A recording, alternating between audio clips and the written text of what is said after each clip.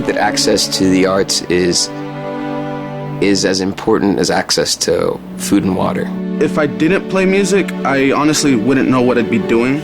If I didn't learn how to play guitar, if I wasn't playing music for these kids, teaching kids music, I'd probably be selling drugs right now.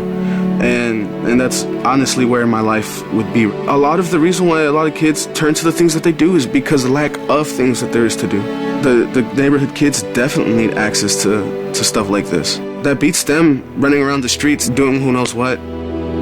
I knew when in Tennessee, I didn't have a lot of art classes for kids. They were either for younger kids or older kids. So I would take classes at a retirement center with older people. They were 60 and above. That's what the class was called. And so I learned how to paint through them because I didn't have another option to learn.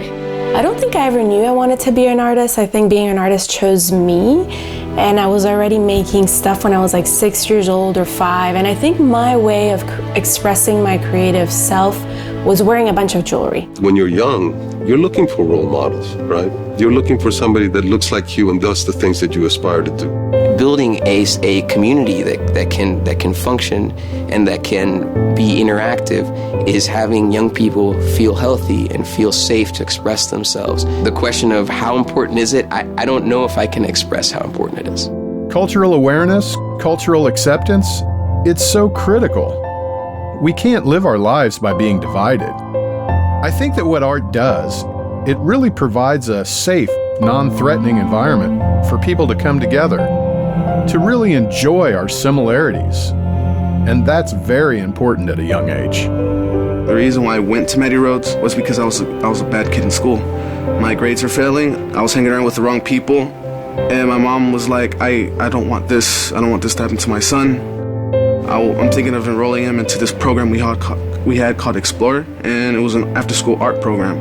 Children come to the agency and they enjoy a safe place where they can learn, help improve motor skills, and build self-confidence. I think it all comes back to why I started teaching in the first place. I teach 10 to 16-year-olds, and I teach drawing and painting. All of my students are very goal-oriented. She was 10, and it was a picture. Actually, it was this image. She worked really hard, and so she finished the painting. It was really close to perfect. I'm not just saying that because they're my students. And so whenever she was done with the painting, I took a picture of it and I put it up on Facebook. Finally, it sold for, I think, it was like $75, $80. I gave her the cash the next time she came into class. She got so emotional, she got really excited, and I'm like, I took a video of her. I wasn't ready or prepared for her answer on video, but I asked her, what are you gonna do with the money? You know, you've got all this money now. She's like, I think I'm gonna help my parents pay the electrical bill. Obviously, I was crying. I was all like, oh my gosh. But, because it was a moment. So the music camp that we have been running for 8 years, it impacts kids from 11 to 18 years old in the historic Northeast. And this year we had the most diverse group we've ever had, and the biggest. We had about 40-some kids, almost 45 students, using songwriting as a way to level the playing field. We're going to create a song as a group together, so we break them up into teams, and they have to perform their song at the end of the week. So they got to be on a big stage with big production, and it was a free First Friday concert at Crossroads, and they were the opening act, and they performed music that they created that Monday with their new friends. And what's so beautiful about it is that music becomes this glue, and they don't see each other as like, oh, you're somebody from another culture, another language, another family, another neighborhood. They just see each other as like, we're on a team, we're gonna make a song together, and let's succeed at that. And when you see kids embracing something like theater and telling stories and getting animated about acting, you've given them validity. You said your stories are worth telling. And the fact that it's a person of color telling you that is even more important. And then when you go out and you start doing it, you no longer begin to think, oh my God, we're absent here. No, you know people. And then you realize you're part of this as well. I've always wanted to learn guitar. I was also really embarrassed to play guitar. It was just kind of more of a hood mentality that I had. And then that's where I met Enrique. When I was 13, I was just, I'm gonna ask him, I wanna learn, I really wanna play music. So I asked him, he started giving me these like free lessons every Friday, and it was cool. I'm glad that I got to meet him then before he even got as big as he is right now, or else I would probably never have gotten those free lessons. You know, having ArtsKC be able to support community programs that give kids access to arts is critical.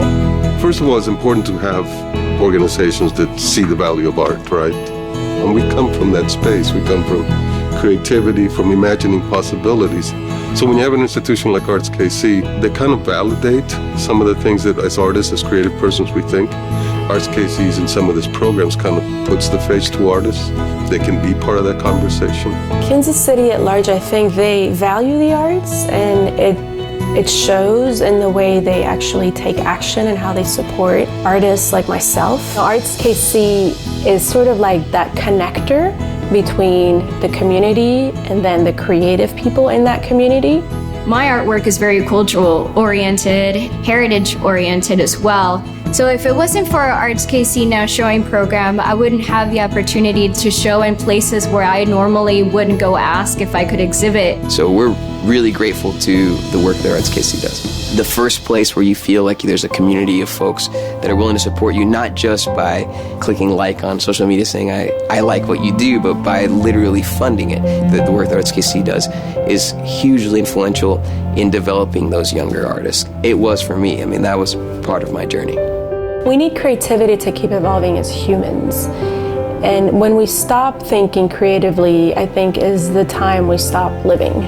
I feel like art is a voice for the people who are voiceless, because you get to hear their story, you get to hear what they've been through.